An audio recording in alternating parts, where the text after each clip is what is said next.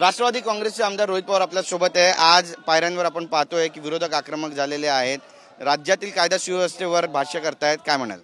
काय आता देवेंद्र फडणवीस साहेबांना पक्ष आणि कुटुंब फोडण्यामध्ये ते इतके बिझी झालेले आहेत की कायदा सुव्यवस्था नीट महाराष्ट्रात राहावी यासाठी त्यांचं लक्ष नाही, त्यावर विकासाच्या बाबतीत त्यांचं लक्ष नाही। बजेटसुद्धा आज जे प्रेझेंट केलं जाणार आहे ह्याच्या आधीचं जे बजेट प्रेझेंट झालं होतं त्याच्यामध्ये 49% निधी फक्त खर्चित झाला होता, 51% झाला नव्हता।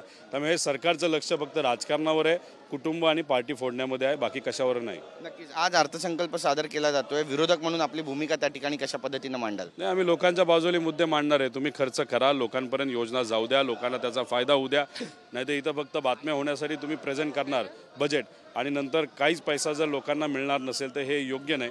त्यामुळे अशा पद्धतीचा मुद्दा लोकांच्या बाजूने आम्ही सर्वजण मांडणार आहोत। जरांगे पाटील बद्दल जी भूमिका सरकार घेत आहे आणि आता नाना पटोलेंनी आरोप केलाय की जेव्हा आमच्या नेत्यांना शिवीगाळ होते, विजय वडेट्टीवारांना होते, मला होते, त्यावेळी कुठली कारवाई होत नाही, फडणवीसांना केली तर लगेच कारवाईची भाषा होते।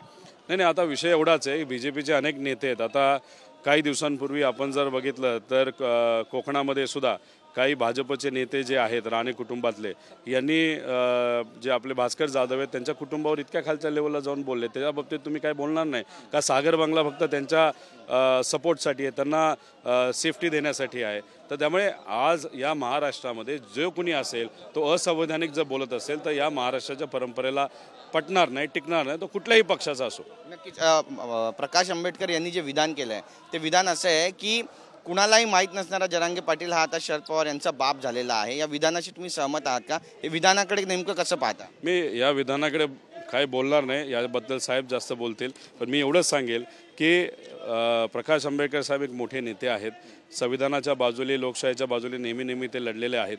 2019ला जेव्हा इलेक्शन झालं होतं तेव्हा प्रत्यक्ष अप्रत्यक्ष वेगळं लढल्यामुळे काही प्रमाणात फायदा हा BJPला झाला होता आणि यंदा नक्कीच संविधान टिकवण्यासाठी, कारण का प्रकाश आंबेडकर साहेबांना हे माहिती आहे की भाजप हे संविधानाच्या विरोधात आहेत, त्यामुळे प्रकाश आंबेडकर साहेब योग्य असा निर्णय घेऊन महाविकास आघाडीबरोबर BJPला सत्तेच्या बाहेर ठेवण्यासाठी प्रामाणिकपणे प्रयत्न करतील आणि संविधान आणि लोकशाही वाचवण्यासाठी ताकद देतील असा विश्वास वाटतो। भाजप वारंवार आरोप करते की जरांगे पाटील जे काही बोलतायत त्यामागे तुमचा हात आहे, राजेश टोपेंचा हात आहे, शरद पवार यांचा हात आहे, तुमची स्क्रिप्ट, ठाकरेंची स्क्रिप्ट ते वाचत असतात आणि त्यामुळे हे सगळं प्रकरण बिघडतंय, कायदा सुव्यवस्थेचा प्रश्न निर्माण होतोय। नाही, भाजप काय आहे की नेहमी पवारांच्या विरोधात बोललं चालेल आणि त्यांना कन्फ्यूज करणं म्हणजे लोकांमध्ये संभ्रम निर्माण करणं हे त्यांचं एक हत्यार आहे आणि ते त्या ठिकाणी तिथं वापरत आहेत।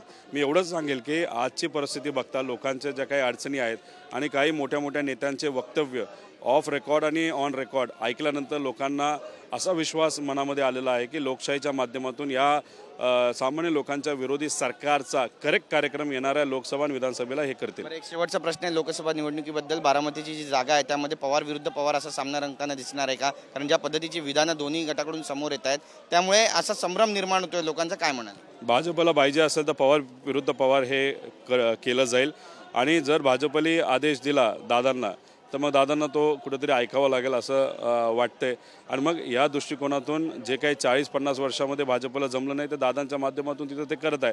गेल्या 50 वर्षामध्ये भाजपला सत्तेच्या बाहेर ठेवण्यासाठी पवारसाहेबांनी आणि पवार कुटुंबाने खूप मोठी भूमिका ही इतर मित्रपक्षाबरोबर घेतलेली आहे आणि जे कुठेतरी भाजपच्या मनामध्ये रुजलं होतं आणि मग आता दादांचा वापर करून फक्त पवार विरुद्ध पवार तिथं करण्याचा प्रयत्न हा भाजपकडनं केला जातो। कुटुंब फुटेल मग याने?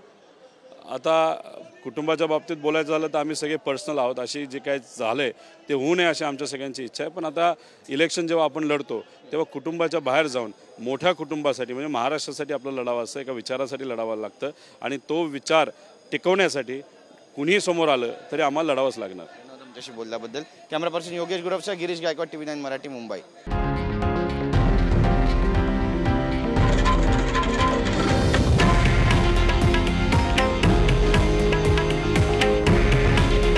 हे आहे देशातील नंबर 1 न्यूज नेटवर्क आणि आपण पाहत आहात TV9 मराठी। काळजी तुमची, हित महाराष्ट्राचं।